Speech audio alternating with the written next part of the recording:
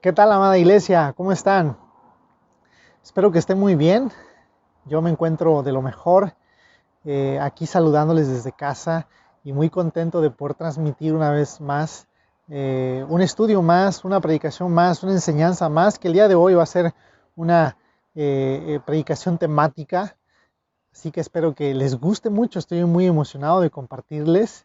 Hace algunos años ya me compré una revista titulada en su portada Cazadores de Biblias, de la revista muy conocida National Geographic. Y me llamó mucho la atención el título por la cual la compré, y cuando estuve leyendo el artículo me encontré con que el editor de este artículo en lo particular hace una pregunta al final. La pregunta que hace es: ¿por qué tanto movimiento por unas Biblias viejas y pedazos de papiro egipcio? Todo se resume en otra interrogante. ¿La fe se fundamenta en hechos o ficciones? Creo que esta pregunta que hace Robert Draper, el editor de este artículo, es de suma importancia para la humanidad en general. Creo que tiene implicaciones muy grandes si la Biblia contiene verdaderamente la palabra de Dios, si verdaderamente tiene las palabras de Dios, porque déjenme decirles que la Biblia hace una declaración muy fuerte para cada uno de nosotros. Es que Dios existe y se reveló a través de la Biblia a la humanidad. Esta declaración es una declaración que, si bien muchos han tratado de ponerla en cuestión, creo que cada cristiano y muchos cristianos pensadores han estudiado el tema en profundidad y han dado respuesta a esta pregunta tan cautivadora.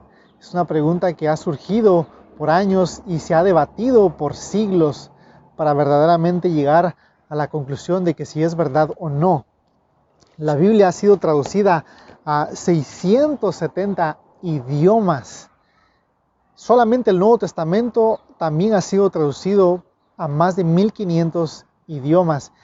Cada año en la Biblia es el libro bestseller. No tan solamente este año, sino cada año que ha pasado, la Biblia es el libro más vendido. Es el libro que más copias obtiene en ventas. Y la Biblia nos dice en el capítulo 119, versículo 160, la suma de tu palabra es verdad, y eterno es todo tu juicio de justicia.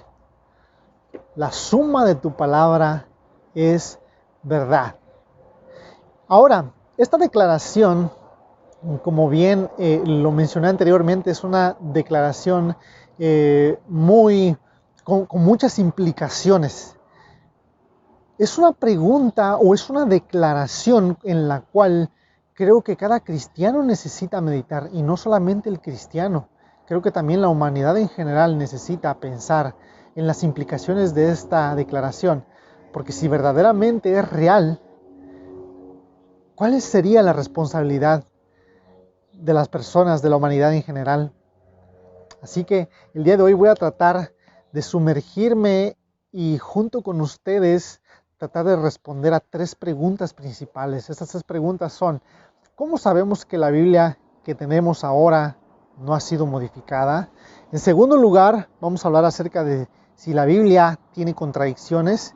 Y en tercer lugar, vamos a ver si la Biblia puede aún seguir siendo relevante para nuestros días. Voy a tratar de explicarlo lo más claramente posible, pero la Biblia, como bien los estudiosos lo han dicho, fue escrita alrededor de 1500 años, en un periodo de 1500 años, y fue escrita bajo, como la Biblia dice, inspiración divina. Esta declaración tiene muchos matices, y aunque yo puedo abordarlo desde muchos matices, pero lo que voy a decir a continuación es que esta Biblia fue escrita por 40 o por más de 40 personas que participaron en la escritura de este libro. Personas de distintos trasfondos. Algunos eran campesinos, otros eran agricultores, otros estaban trabajando en la corte de algún rey, otros eran escritores, historiadores, etcétera, etcétera. Ahora, La primera pregunta que me permitía hacer es acerca de cómo sabemos que la Biblia que tenemos ahora no ha sido modificada. Yo no sé si ustedes han escuchado hablar acerca de el juego del teléfono descompuesto, donde en este juego se toma a varias personas y se le pone en una fila y se le da un mensaje a una primera persona, la cual es responsable de comunicar a una segunda persona, esa segunda persona a una tercera persona, y así sucesivamente hasta que llega al final con la última persona. La última persona tiene la responsabilidad de decir cuál fue el mensaje que se le dio a la primera persona. Normalmente este juego termina en un mensaje totalmente distinto a la cual se le dio a la primera persona. Y muchos críticos de la Biblia nos dicen que si este libro se escribió en el primer siglo, por lo menos el Nuevo Testamento, ¿cómo puede ser posible que ya pasados 2000 años siga diciendo la verdad? Por ahí surge la duda, ¿no será que le cambiaron algunas partes? ¿No será que la Biblia ha sido corrompida? Así que son preguntas que las personas se hacen e inclusive muchas personas dentro del cristianismo se hacen.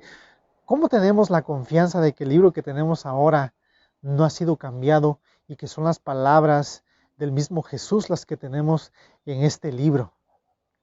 Para entrar un poquito más a detalle, solamente déjenme decirles que en realidad, para hablar de manera más técnica, no es un libro en sí, sino es un conjunto de documentos.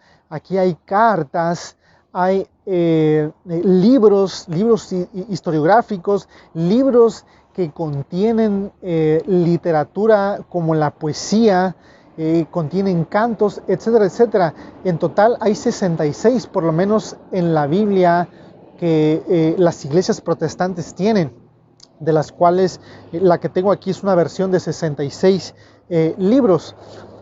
Y en ella se encuentran registradas muchas palabras, muchas declaraciones de verdad, muchas declaraciones, sucesos que contienen a veces mucha maldad, pero también nos encontramos palabras de esperanza, palabras de un Dios amoroso que está esperando que su creación le reconozca como el Dios, le reconozca como el creador del universo, como el rey que está esperando la sumisión total de la humanidad. Pero entonces, ¿cómo sabemos que lo que tenemos aquí no ha sido cambiado? Es verdaderamente como el teléfono descompuesto.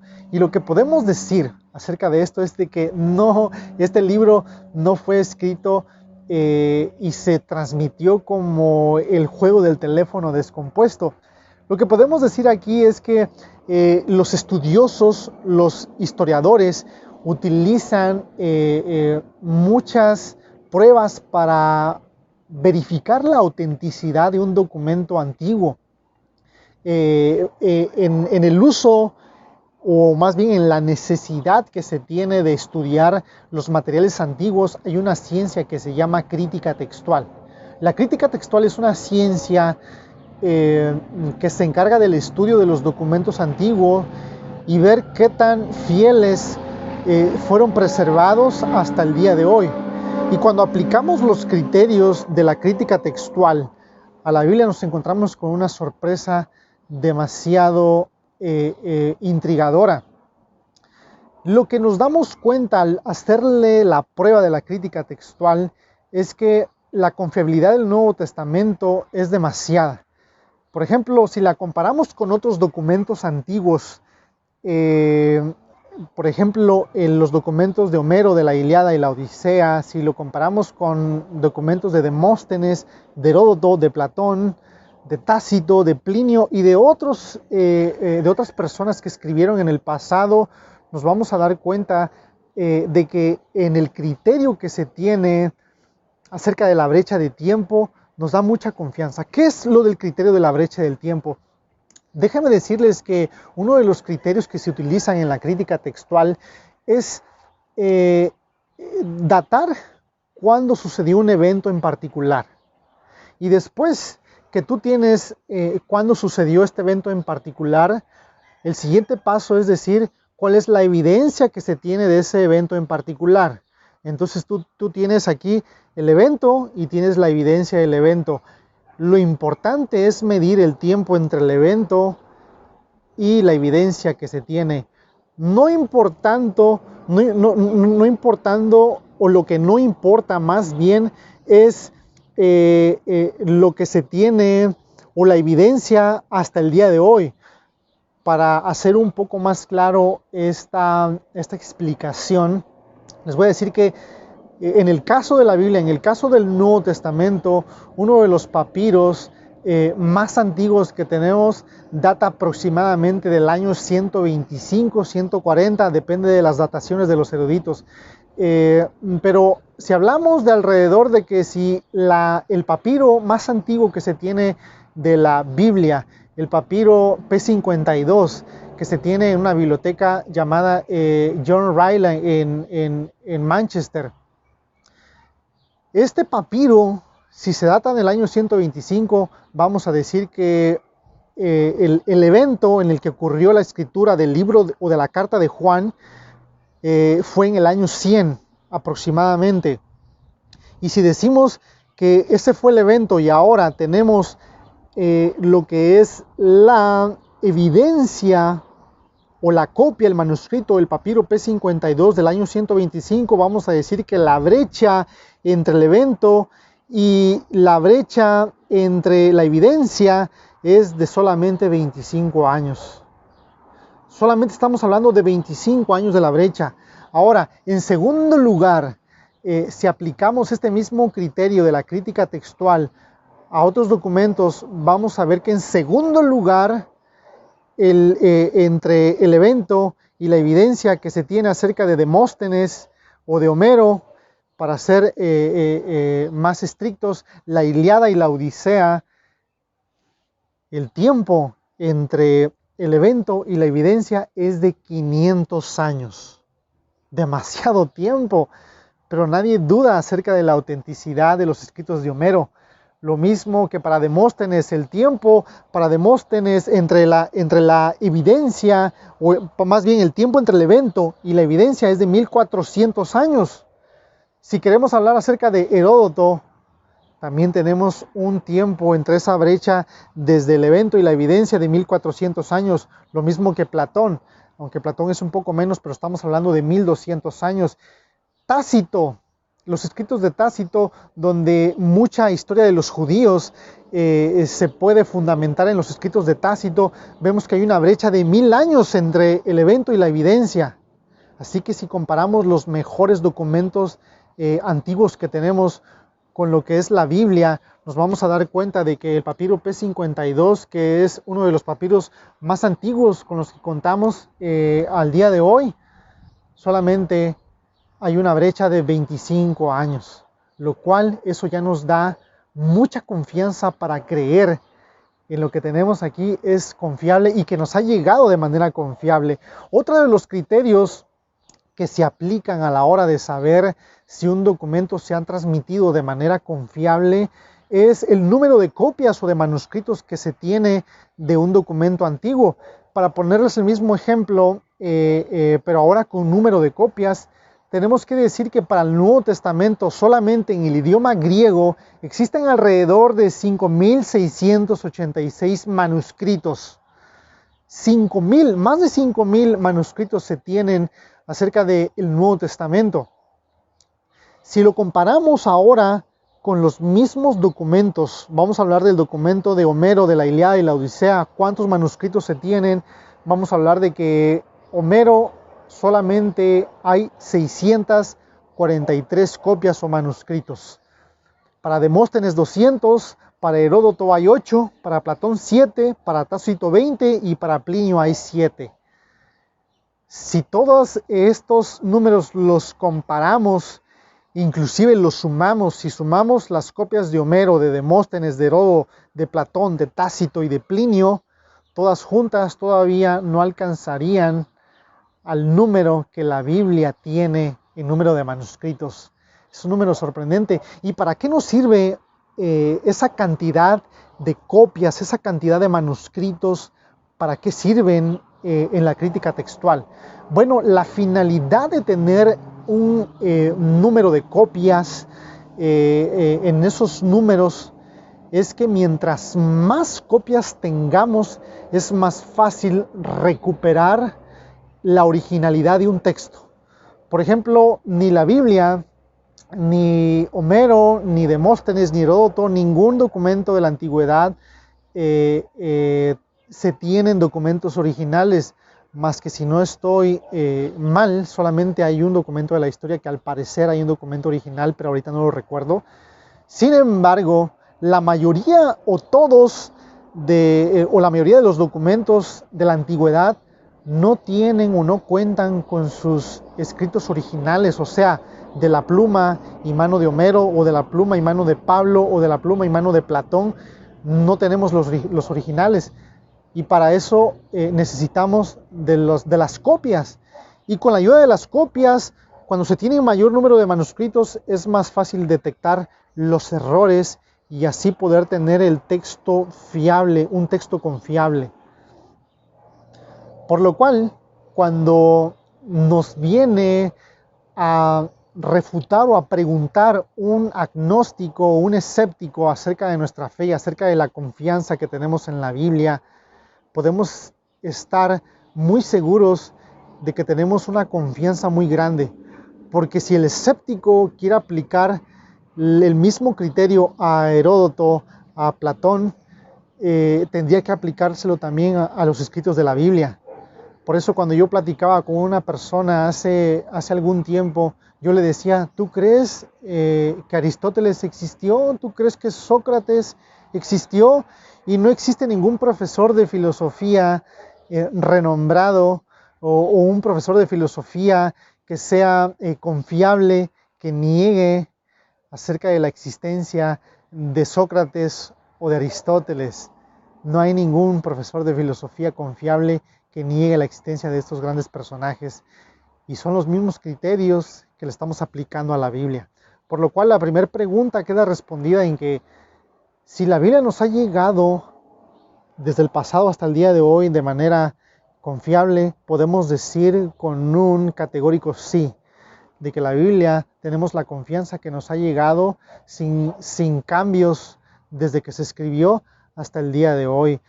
Y eso también lo podemos corroborar con los escritos o con los manuscritos que se encontraron en Qumran en el año 1947. Antes del año 1947, los ateos decían: es que la Biblia ha sido cambiada, la Biblia ha sido manipulada por hombres y le quitaron partes y le añadieron. Y esa era la crítica de todos los ateos y de los escépticos hasta el año 1947, cuando se descubrió en Qumran varios manuscritos.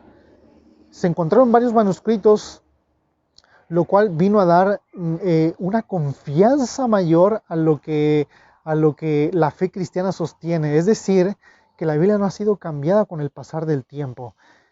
Estos documentos vinieron a darnos mucha confianza en el Antiguo Testamento, en decir: oh wow, han pasado mucho tiempo, más de 2000 años, y aún podemos seguir diciendo que la Biblia no ha sido cambiada, porque esos descubrimientos fueron datados antes del siglo I, en el tiempo de Cristo.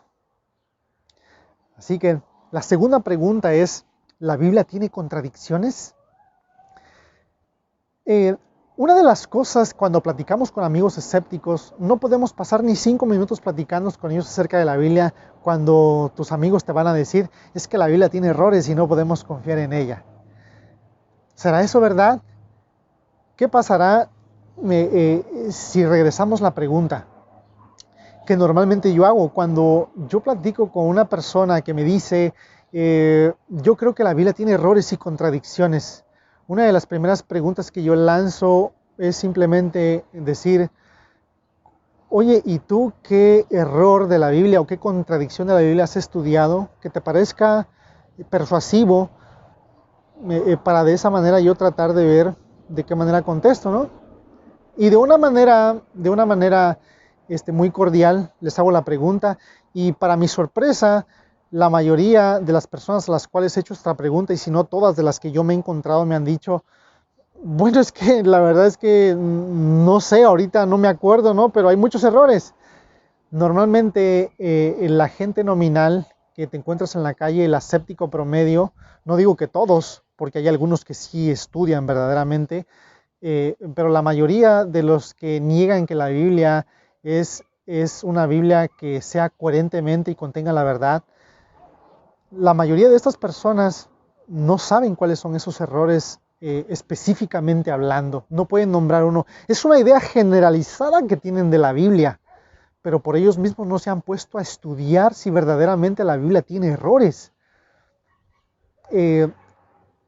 Creemos que cualquier cosa que diga la Biblia es verdad, ya que es la voz de Dios. La Biblia o la creencia es que siempre, la Biblia siempre afirma lo que es verdad. Esto es lo que dice Michael Kruger, un profesor del Nuevo Testamento. Así que el cristiano sostiene que todo lo que está en la Biblia es verdadero. Aunque hay cosas, ¿no? En la Biblia se describen a veces historias muy crueles, pero también se describen historias muy bonitas. En la Biblia se describen acontecimientos muy escandalizadores para la mente moderna. Por ejemplo, la cuestión de la esclavitud, la cuestión de muertes a niños, de muertes a infantes, etcétera, etcétera. Ahora, no pretendo agotar todo argumento que hay en contra de la Biblia en este aspecto, pero yo creo que así hay principios que nos pueden guiar a la hora de encontrarnos con este tipo de personas.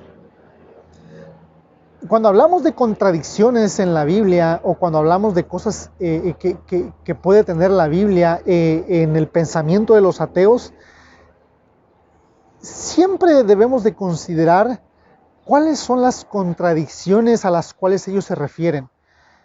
Porque cuando tú vas a estudiar un poco más a fondo y en profundidad lo que ellos reclaman como contradicciones, en realidad a veces son simples malos entendidos. Y voy a darte 2 ejemplos solamente. En el libro de Josué, capítulo 10, versículo 13, hay una historia muy interesante en la cual Josué está avanzando, un personaje bíblico llamado Josué está avanzando con su ejército. Y Dios le dice, no tengas miedo porque te voy a dar la victoria. Entonces Josué, con esa confianza que le caracterizaba en el libro, le dice al sol, sol, detente en Gabaón. Ahora, si un estudioso de la cosmología contemporánea estudia la Biblia con este lenguaje, va a decir, bueno, creo que el escritor de la Biblia creo que comete un error grave ahí, porque el sol no es un ente que se esté moviendo o que esté girando alrededor de la Tierra. Es un error en base a la cosmología moderna que no se puede tolerar. Pero si hacemos un análisis, verdaderamente esto será cierto, porque déjame decirte que hay muchas personas estudiosas en YouTube, las cuales yo he visto. Por ejemplo, para los que lo conocen, hay un youtuber famoso llamado Javier Santaolalla, que tiene un programa en Facebook llamado Date un Voltio, si no es que estoy mal. Y él dice esto precisamente, que hay mucha terminología en la Biblia de la cual parece que los escritores bíblicos no tienen ni la menor idea de cómo funciona el cosmos. ¿Cómo podemos dar respuesta a estas objeciones? En cuanto a lo que se cree de Josué cuando le dice, sol, detente en Gabaón. Es como si el sol se estuviera moviendo. Como si el sol se estuviera moviendo y que a la hora que le dice Josué, sol, detente, es un error de cosmología. Bueno, la respuesta a esto es de que la Biblia está escrita en un lenguaje cotidiano. Por ejemplo, nosotros en pleno 2020, en que estoy ahorita hablando, nunca cuando nos levantamos en la mañana y decimos, nunca decimos, mira el sol, qué bonito que nosotros como tierra hemos dado la vuelta o hemos girado alrededor del sol. Qué bonito que hemos hecho ese giro de rotación y de traslación alrededor del sol.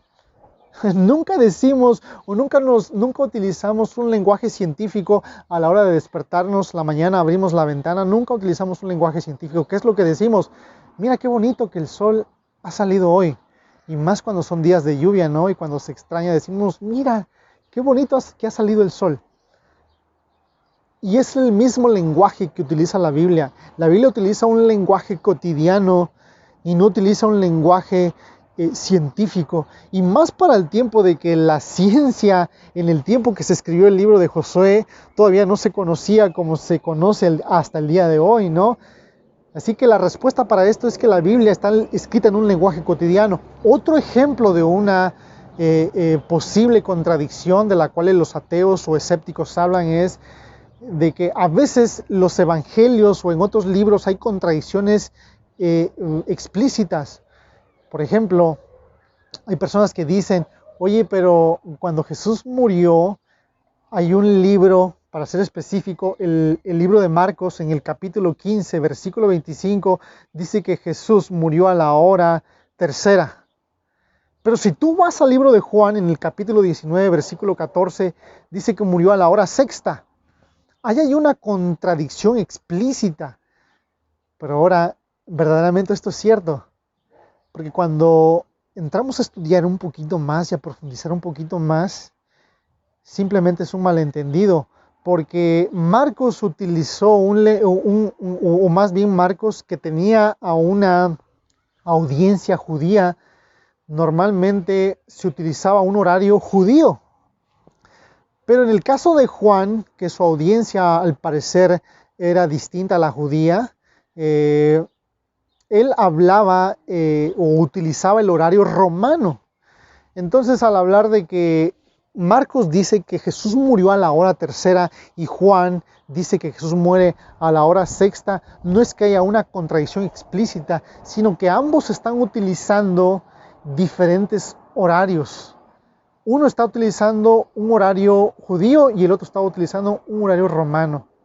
Y así podemos darle solución a muchas de las objeciones, y si no es que lleva a todas las objeciones que los ateos dicen, ¿no?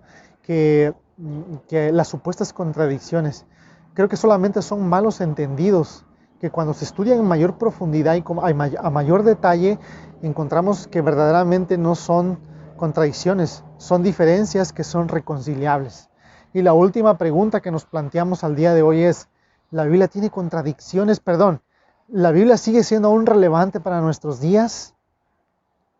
Esta es una pregunta que surge del hecho de que la Biblia, ¿cómo es que un libro que se escribió hace más de 2000 años pueda seguir siendo relevante para el día de hoy?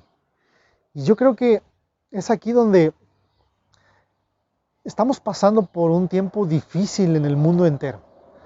Estamos pasando no tan solamente por una cuestión sanitaria, por una cuestión de salud, sino que también estamos pasando momentos muy oscuros en la política, estamos pasando momentos muy tenebrosos en cuanto al racismo, en cuanto a la identidad de la familia, en cuanto a la identidad de las personas mismas, que está habiendo mucha oscuridad. En opinión de muchos sociólogos, estamos regresando a una oscuridad tremenda. Ya no sabemos definir qué es una persona al día de hoy. No sabemos definir qué es el matrimonio. Unos lo definen de una manera, otros lo definen de otra manera, y cada uno tiene una opinión distinta, a lo cual cada uno en su forma de pensar se plantea las cosas y define las cosas. Y cuando como cristianos y como humanidad en general nos ponemos a pensar en estos conflictos que hay en la humanidad el día de hoy, yo creo que es importante que hagamos un análisis de lo que pensamos y de lo que creemos, porque estamos viviendo un tiempo complicado que se le ha denominado el posmodernismo, donde ya se está hablando de que la verdad no existe. Estamos viviendo el tiempo de la posverdad, es decir, que cada verdad que se puede enunciar es tu verdad, pero no la mía.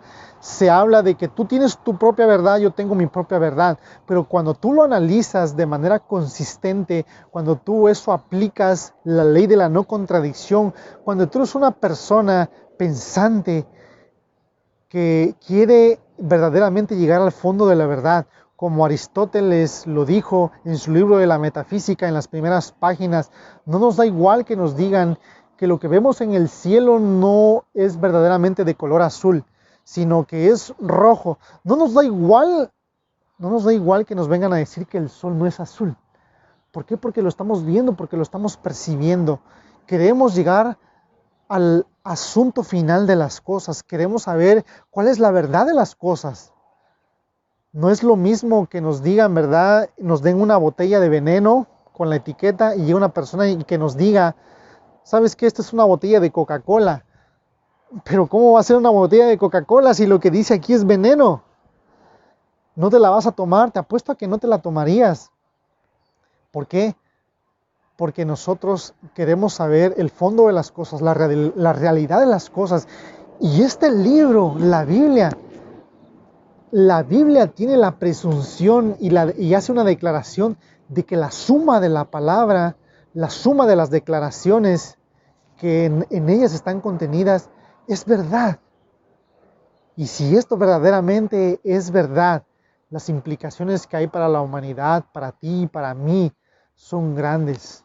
Este libro nos dice y nos habla de muchas cosas. He estado estudiando este libro por ya más de una década y lo que me he encontrado en este libro es muy interesante.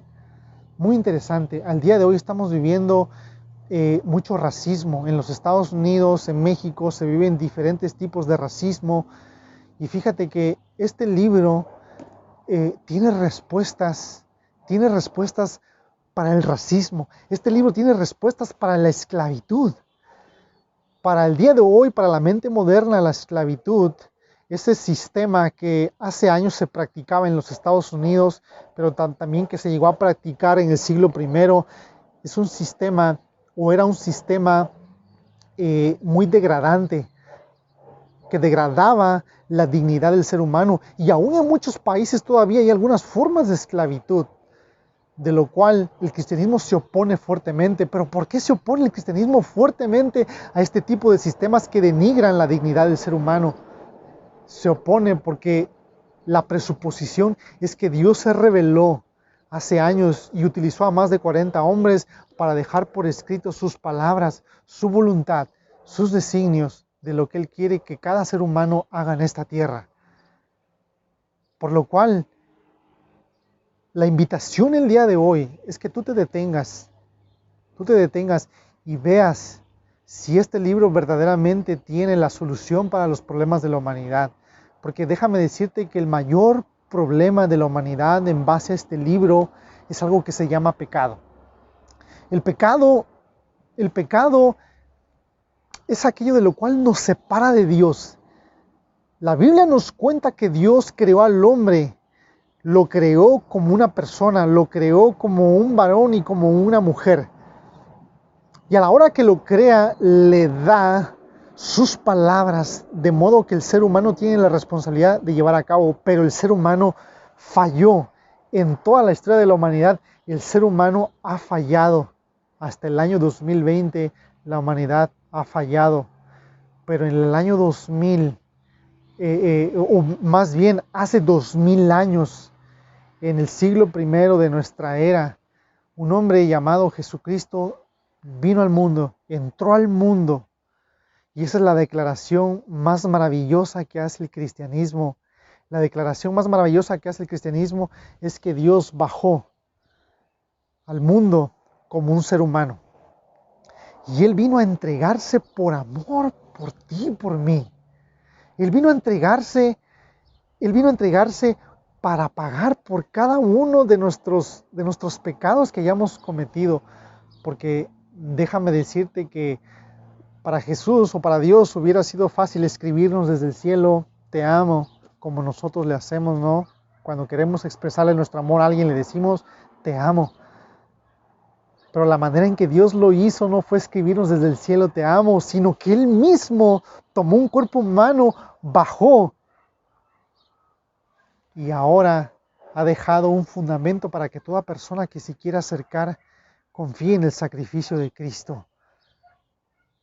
Tú que me escuchas ahí desde tu lugar, déjame decirte que el sacrificio que hizo Jesús por cada uno de nosotros fue un sacrificio que está atestiguado inclusive por la historiografía.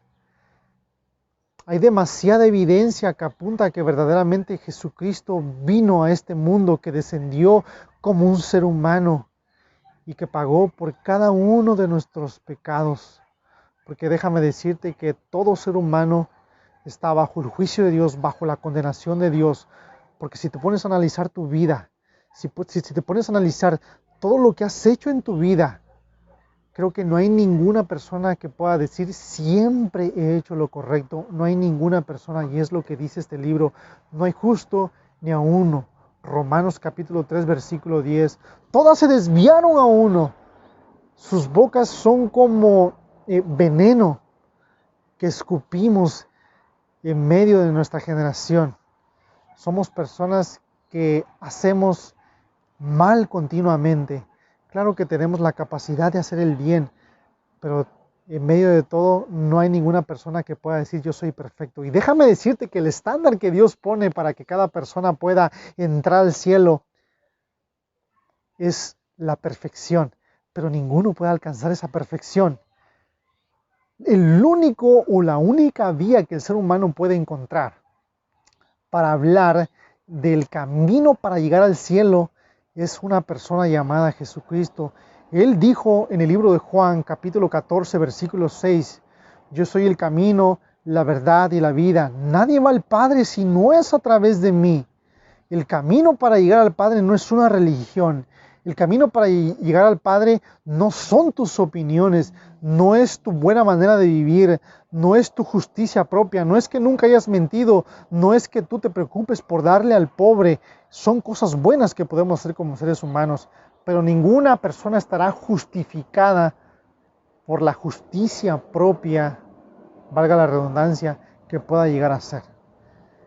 La justicia por la cual un ser humano se puede presentar ante Dios es la justicia la cual Cristo vino a pagar por ti y por mí.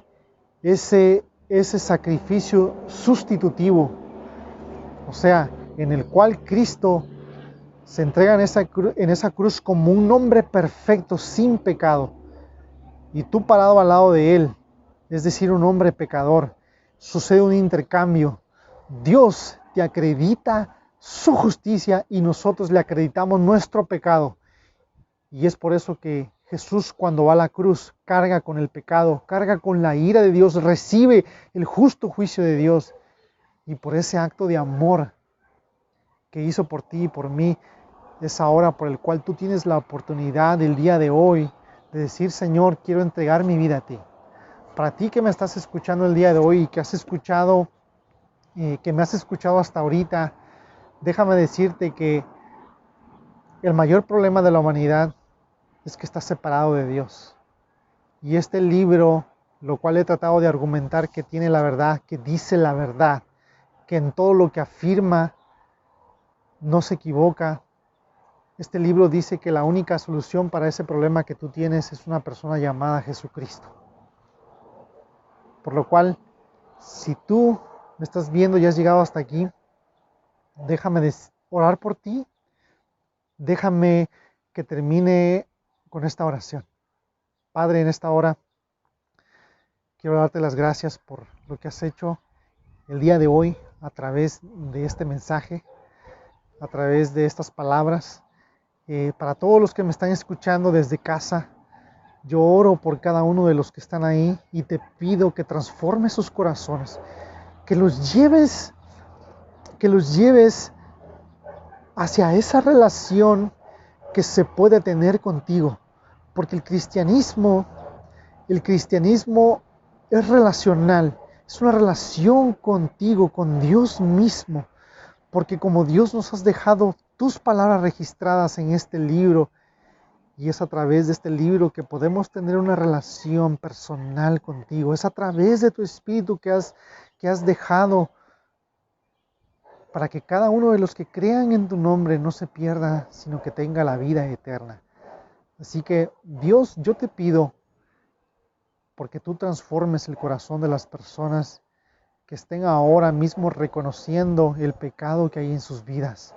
Inclusive hay personas que ya creen en ti, pero que se han apartado, pero que están ahorita alejados. También ese tipo de personas que me está escuchando al día de hoy, déjame decirte que hoy es un nuevo día. Un día donde la gracia y la misericordia de Dios pueden ser llevadas a tu vida, pueden ser aplicadas a tu vida. Lo único que tienes que hacer es reconocer que tu vida ha sido una vida llena de maldad y de pecado, pero que en esta mañana tú le reconoces, tú le aceptas. Así que Dios, solamente tú eres el único que puede cambiar y transformar los corazones. Y al mismo tiempo te agradecemos por ese sacrificio perfecto, por ese amor tan grande que nos demostraste en la cruz del Calvario.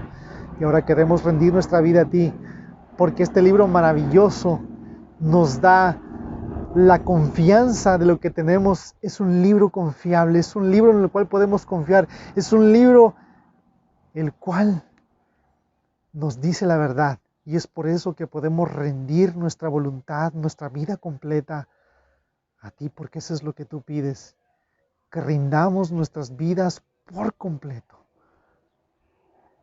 porque esa es tu voluntad, buena, agradable y perfecta. Te damos las gracias en el nombre de Jesús. Amén. Espero que haya sido de bendición, que el Señor les bendiga muy grandemente, mis hermanos.